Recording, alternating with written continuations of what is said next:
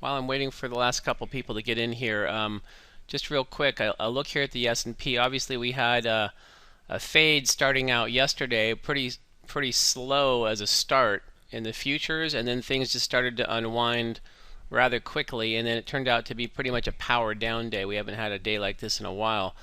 The thing to look at here, this is 60 minutes going back 120 days, and if you look to the left, this zone here between about 1830 and about 1850 for very round numbers, that's where there's a ton of trading commitment. There's not hardly any commitment moving up from there until we get a little higher, up until about 65s, and then a significant spike here around 75 for round numbers.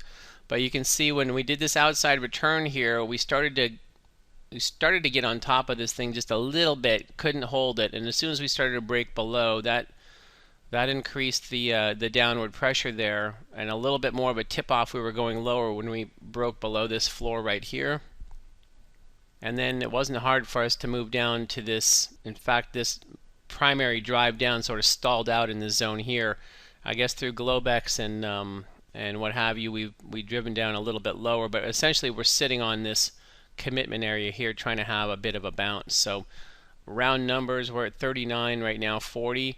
If we get over 50, we're probably going to 60 plus. But if we start trading below 30s here, we could see a bigger drop of about another 25 points or so to get down to this area here. Or if we break a bit below it and recover it, getting back over this area here, that would be some serious strength of signal to the long side. So with this action here, likely for stocks, you're likely seeing stops taken out. Anything that was going up with a nice incline, pulling back. But at the same time, as we pull back here, it's a time to look to see if you've got anything with buy setups. If the bulls want to make a good statement, they'll keep it from dropping below 30s, and they'll get it over 48 or so here relatively soon. The other thing to watch out for that happens quite a bit in these scenarios is you'll have, because there's some fear in the media driving some of the reactions here, and just basic profit taking with the market going up so much and so steep. But one thing to watch is for any one of these significant balance beams, if we break a little bit below it and we start to creep back up above it, the old pass-through effect, just like we had down here. We broke a little bit below here, got right back on it, and then bam. So buy on the dips until further notice. Buy on the dips until further notice, and that last notice is probably going to come by having that buy on the dips getting crushed, and that happens basically once in a macro trend. So rather than having the fear for that one scenario not panning out, it's better to stay with the primary trend, which is bullish, and to buy on the dips until further notice. And that's going to be the case until it's not. So problem with a lot of traders is every time is going to be the last one, so they're not going to buy on the dips, and then they end up missing something like this. So we get over 50s, we're going to 60 plus tax probably very quickly. So that's coming to a neighborhood theater near you, but do watch trades below, and closes below 30s would put you on alert. You can see there's a little bit of commitment below that and some structure here as well.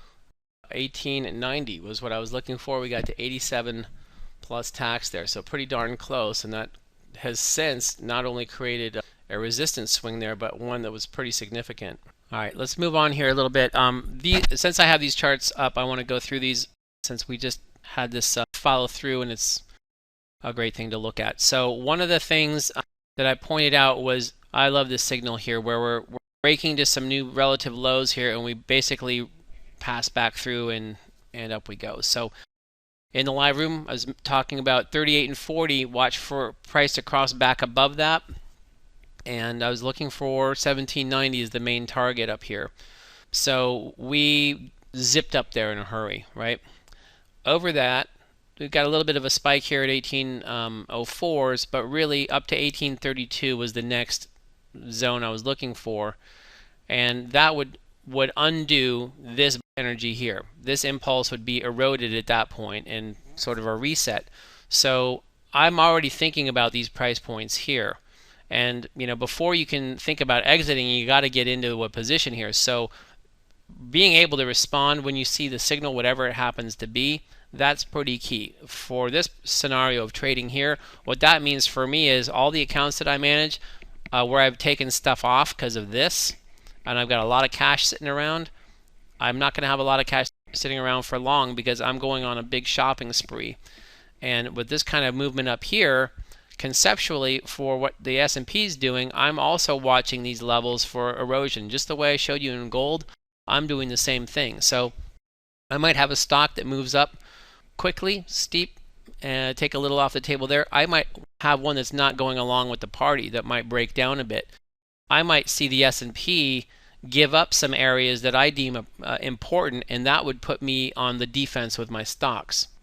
I might see the S&P continue past a key level that I already identified and add on after going heavy long down here, and I might be pushing up all those stops up to the top here as we get up to a key level.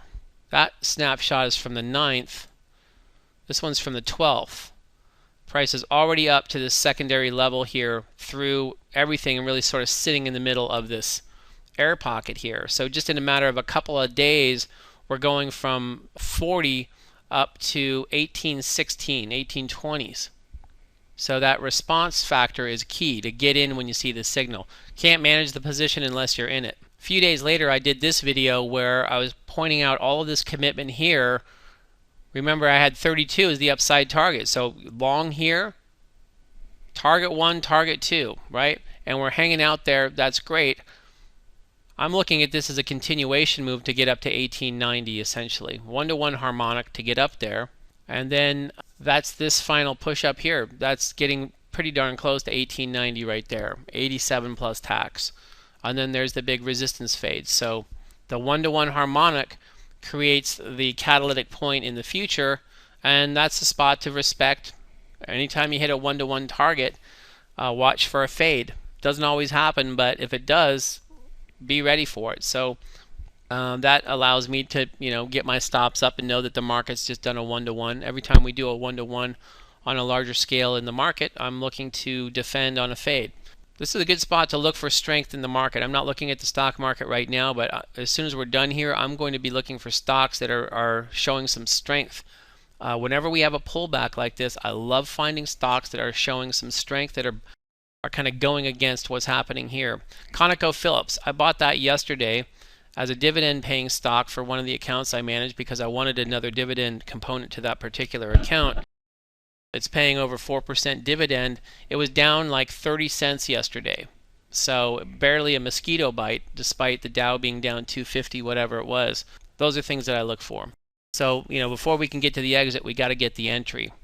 Speaking of entries, when it comes to day trading, one of the issues that we'll always have, in fact, we have it with